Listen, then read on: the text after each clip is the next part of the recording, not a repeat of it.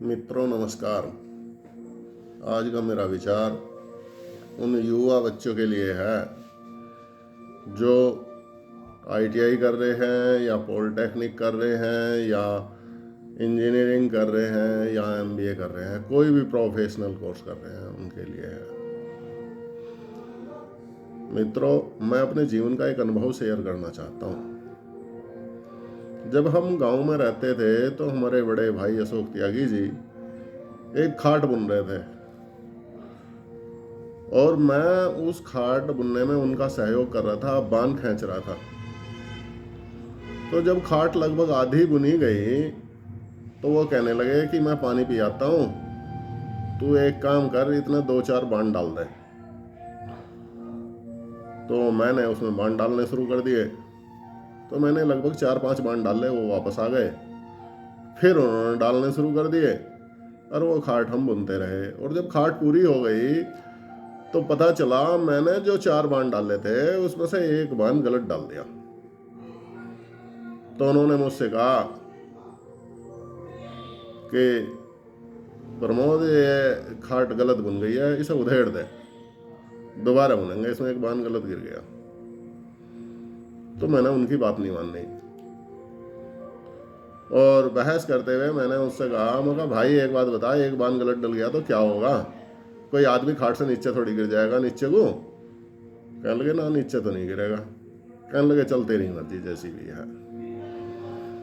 खैर वो हमने खाट उधेड़ी नहीं और वैसी रही। उस दिन हमारी जीवन की असफलता का पहला बीज बो गया था। हमारे जीवन का स्वभाव बन गया औसत दर्जे का काम करने का।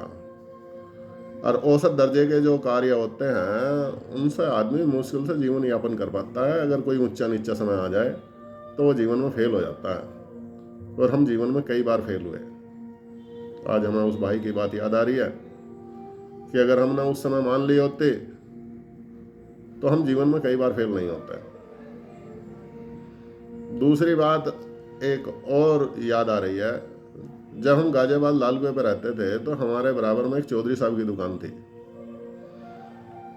उनके पिताजी हमारे पिताजी के साथ पुलिस विभाग में काम करते थे, तो इससे थोड़ा सा आत्मिक प्रेम बन गया।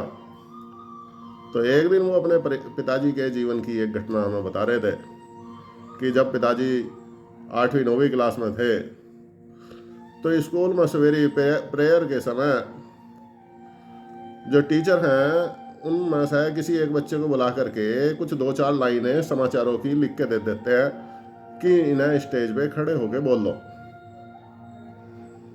जबकि वो जो समाचार है, जो सामने बच्चे खड़े हैं, उनको उसके सुनने से कोई फर्क नहीं पड़ता, ना उन्हें कोई जानने की जिज्ञासा होती।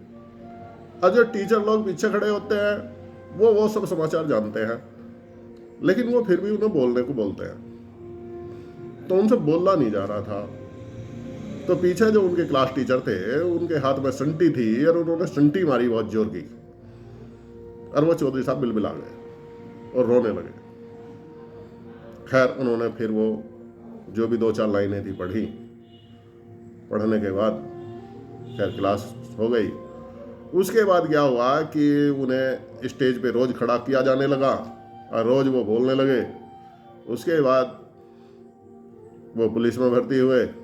पुलिस की उन्होंने 25-30 साल जो भी नौकरी थी वो की। उसके बाद जब वो सेवानिवृत्त हो गए तो वो बीजेपी के कार्यकर्ता के रूप में कार्य करने लगे। बोलने की कला इतनी अच्छी आ गई थी कि बीजेपी ने उन्हें अपना प्रवक्ता बना दिया। और एक दिन उसी स्कूल में, उसी स्टेज पे लगभग 30-35-40 साल बाद उनके पिताजी को बोलने के लिए फिर बोला गया। तो वो टीचर पीछे बैठे थे, तो उन्हें वो बात याद आ गई। कहने लगे इन गुरु की कृपा है कि जब मैं रुका था, चक रहा था, बोल नहीं पा रहा था, तो इन्होंने एक संटी मारी थी। आज इन्हीं की उस संटी का परिणाम है कि बीजेपी ने मुझे अपने इस क्षेत्र के लिए प्रवक्ता के रूप में नियुक्त किया है। तो भाइयों, अगर शिक्षा के समय में एक बात कहने की यह है कि शिक्षा पास होने के लिए मत पढ़ो, उसे सीखने के लिए पढ़ो।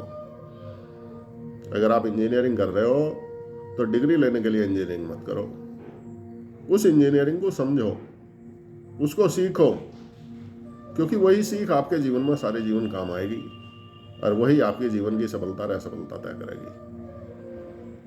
इन्हीं विचारों के साथ आपका दिन शुभ हो, भगवान की कृपा आप पे बनी रहे और आप जिस भी क्लास में हैं बहुत अच्छे नंबरों से पास हो और सीख करके अपने क्षेत्र में अपना नाम रोशन करें, अपने परिवार का नाम रोशन करें।